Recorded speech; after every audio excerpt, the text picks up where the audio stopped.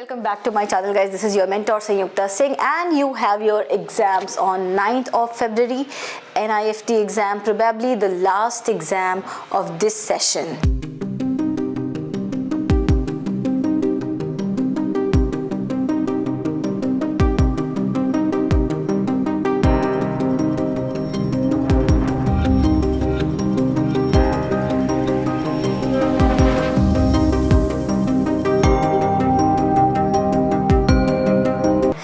NIFT.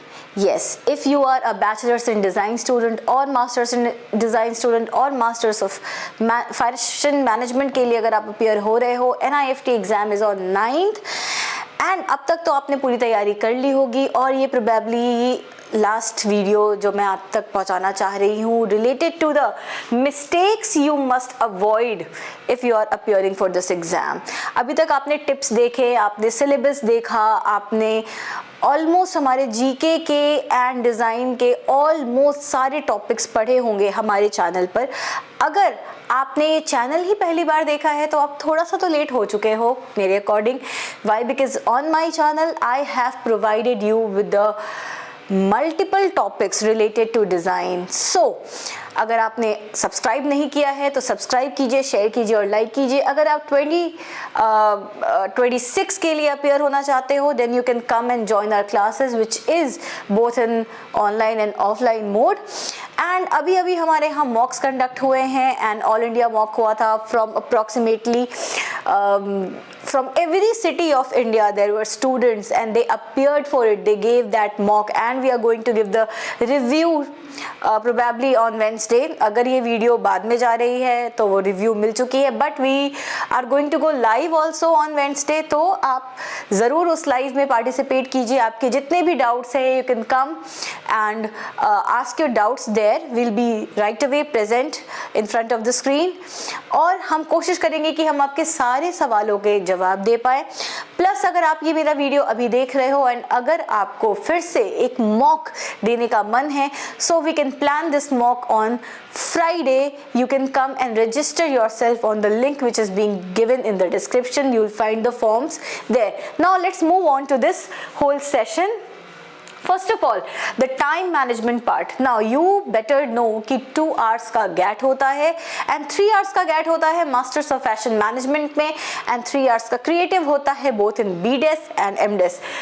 The importance of practicing under exam condition to understand time constraints. Why do not miss मॉक्स? अगर आपको मॉक्स कोई भी provide कर रहा है, आप जिस भी इंस्टीट्यूट के अंडर पढ़ाई कर रहे होंगे या फिर आपने अगर हमारा मॉक दिया है, try and give these मॉक्स, try and get the reviews from your mentors because वो आपको एक टाइम फ्रेम के अंदर क्वेश्चंस को कैसे अटेम्प्ट करना है, सॉल्व करना है, ये सिखाएंगे and that is very important guys. क्योंकि अभी हमें लगता है कि हमारी तैयारी बहुत अच्छी है, हमें लगता है कि हमें जीके आता है, हमें लगता है कि हमें रीजनिंग आता है, मैथ्स आता है, but this 2 hours and your 4 subjects आपको बहुत स्ट्रैटेजिकली अपने 4 सब्जेक्ट्स को प्लान करना है, उसके टाइम मैनेजमेंट को प्लान करना है। अगर आप इंग्लिश पार्ट कर रहे हो, आपको पता है कि कॉम्प्रीहेंशंस, आपको पता है कि लैंग्वेज सबसे ज़्यादा क्वेश्चंस वहाँ से होते हैं और वेटेज भी ज़्यादा होती है। अप्रॉक्सीमेटली 40 मार्क्स बीडेस के लिए है एंड 50 आई गेस एमडेस के लिए है। You can correct me if I am wrong but approximate यही है एंड एटलीस्ट इन 2 hours आप 45 मिनट्स इंग्लिश पे देते हो because it takes time to read the comprehensions. Understood? So you have to channelize your time. जब आप मॉक्स देते हो तो आप ये चीज़ सीखते हो कि आपने कितना टाइम जीके पे दिया है, कितना टाइम रीजनिंग पे दिया है, कितना इंग्लिश पे दिया है, कितना आपने मैथ्स पे दिया है, क्या आपके मैथ्स के क्वेश्चन सॉल्व हो रहे हैं, नहीं हो रहे हैं, कितना टाइम ले रहा है। तो ये मॉक्स आपको बताता है, तो दैट्स वाई मॉक्स देना बहुत इंपॉर्टेंट है।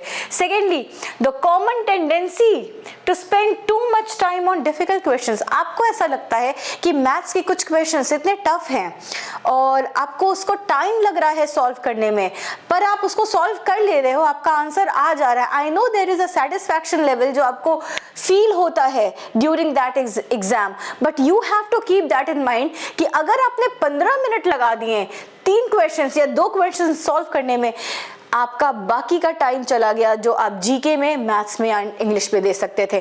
तो you have to keep in mind कि बहुत ज़्यादा टाइम क्वेश्चंस पे, डिफिकल्ट क्वेश्चंस पे आपको नहीं देना है। अगर आपको लग रहा है कि इसके आंसर्स आ भी सकते हैं, नहीं भी आ सकते हैं, you are in the 50-50% dilemma, you have to drop that question or you have to keep that question for the review part कि आप after completing all the sections of the exam you'll come back to that question and attend it। आपको पता होगा कि CBT form में exam होता है तो रिव्यू का भी ऑप्शन आता है। रिव्यू इज फॉर दैट कि अगर आपको चेंजेस करने हैं अपने आंसर में तो आप दोबारा उस क्वेश्चन में आकर के चेंजेस कर सकते हो।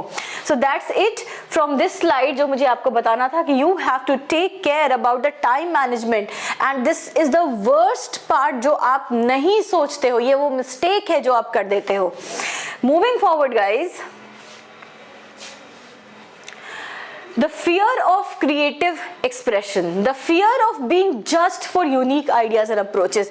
हो सकता है कि आपका आइडिया बहुत क्रिएटिव हो सकता है कि उतना क्रिएटिव आप नहीं बना पा रहे हो, बट आपने गिवन टाइम फ्रेम में उस क्वेश्चन की जो डिमांड थी उसको आपने जस्टिफाई कर दिया है, बट आप क्रिएटिव आइडिया को बनाने के चक्कर में आपने ऑलरेडी 35 मिनट्स क्रॉस कर दिए हैं।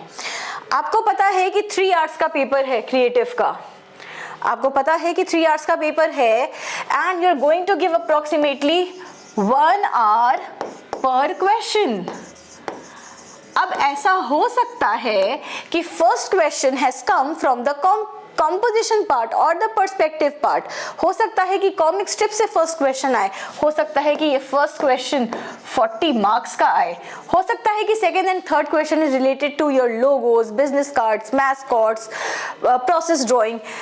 हो सकता है कि इसकी मार्किंग 30 मार्क्स हो सकता है कि इस क्वेश्चन में आपको 1 आवर 20 मिनट्स लग रहे हों एंड इन द सेकेंड और द थर्ड क्वेश्चन आपको सिर्फ 20 मिनट्स लग रहे हो, सिर्फ 30 मिनट्स लग रहे हो। तो आपको अकॉर्डिंग टू योर क्वेश्चंस अपने टाइम को चैनलाइज करना होगा कि कितना टाइम आप कितने क्वेश्चन को दो and you have to be creative. But creative का मतलब ये बिल्कुल नहीं है कि उसी दिन उसी समय आपकी क्रिएटिविटी आने वाली है उस क्वेश्चन में। Creativity is the knowledge, is the observation skills जो आपने पूरे साल मेहनत की है, पढ़ाई की है, वहां से आपकी क्रिएटिविटी आएगी। Moving forward, the importance of expressing creativity confidently and boldly is embracing the originality and the risk taking। Originality काम में होना बहुत ज़रूरी है। हो सकता है आपने किसी का काम देखा हो, पिंटरेस्ट पे देखा हो, गूगल पे देखा हो, बिहेंस पे देखा हो, बहुत सारे जगह आपको बहुत सारे काम के रेफरेंस मिलते हैं। अगर आप सेम बना रहे हो देन मेक श्योर कि वही सेम तो कोई और भी बना रहा होगा, तो एट दैट टाइम वो आपका जो अप्रोच है वो क्रिएटिव नहीं रहा। एवरी मेंटोर या एवरी एग्जामिनर जो भी आपका पेपर चेक करता है, he is going through lot of papers and he is seeing lots of work. अगर आपका आइडिया ओरिजिनल नहीं है डेफिनेटली आपको मार्क्स नहीं मिलेगा। ओरिजिनल आइडिया ही क्रिएटिव भी होता है एंड रिस्क टेकिंग भी होता है, but risk taking doesn't only mean कि वो सॉल्यूशन सिर्फ तुम्हें समझ में आ रहा है, बाकियों को समझ में नहीं आ रहा है। सो डेफिनेटली आपको अपना स्टोरी टेलिंग ऐसा रखना है कि आप वहां प्रेजेंट नहीं भी होंगे then also you can justify your answers. Moving forward, neglecting the basics, ये एक ऐसी मिस्टेक है जो आप सब करते हो।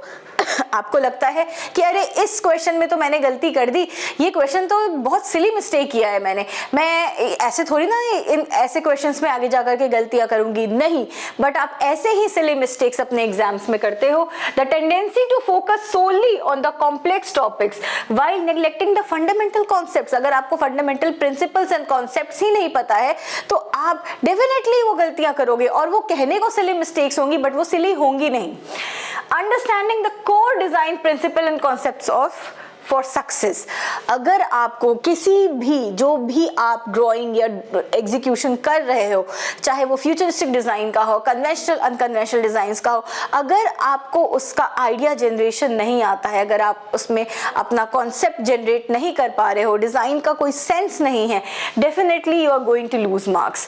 Revise basic concepts effectively. ये मत सोचो कि यार ये तो इतना बेसिक है, नहीं आएगा। हो सकता है कि वो बेसिक भी उस समय दिमाग में आपके ना आए, और जहां पे राइटअप की पार्ट आती है, आप वहां पे ये प्रूफ करना भूल जाओ कि ये आपने कहां से सोचा था, आपका इंस्पिरेशन क्या था। So definitely you have to work here. Moving forward, ignoring the general knowledge component. General knowledge in the NIFT exam is the scoring area that is mostly overlooked, and that is what we have seen in the mocks. जो across India mocks हमने लिया, cheating तो होती है, but definitely हमें पता है कौन सा बच्चा कितना इनपुट दे रहा है, कितना चीटिंग हो रहा है, कितना नहीं हो रहा है। सो डेफिनेटली आपको ये चीज़ ध्यान में रखनी है कि आप किन किन एरिया से जनरल नॉलेज को स्टडी कर रहे हैं। And for your exam purpose, general knowledge is something जहाँ से आपके क्वेश्चंस 25 मार्क्स के, 20 मार्क्स के आएंगे ही। बीडेस में तो 25 मार्क्स के हैं, 20 मार्क्स आपका एमडेस में है, सिमिलरली 25 मार्क्स आई गेस आपका मास्टर्स ऑफ फैशन मैनेजमेंट में है, BF टेक में है, MF टेक में है। सो 20-25 मार्क्स से आपका जीके आता है, and this GK revolves around not only the logos and the brand ambassadors or the UNESCO heritage sites, but they also belong to the area of chemical formulas, geographical indications, your economics, your biology and many more, जो भी आपने 6 से 10 तक पढ़ा होगा। Now general knowledge guys, if you go back to my playlist, you will see Avinash sir's video, and he has put 5 parts which consists I guess 50 questions in each part from all over the areas, जहां से भी questions आ सकते हैं, जो कि previous year in area से questions आए थे PYQs में।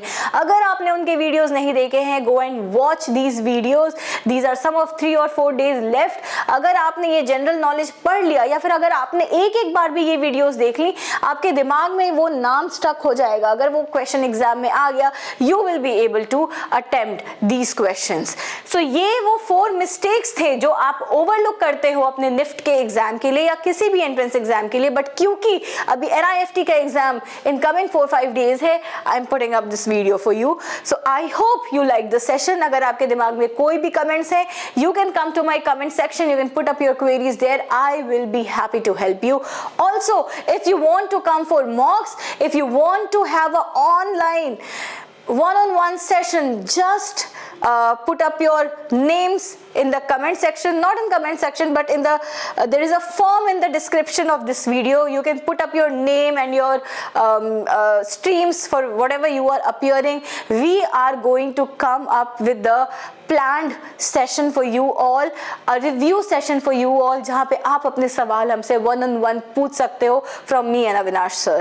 So you can put up your names for that, and if you are an aspirant of 2026, you can come and register yourself on the number which is being flashed on the screen for online and offline classes. And all my study material, all the mocks are also available on the website, which is www.sanyuktadesign.com.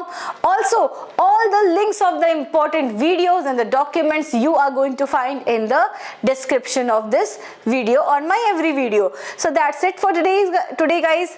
I hope you are going to do well and rock well. Do give your exams nicely and let me know how did my channel help you in that. Till then guys, take care. Bye bye.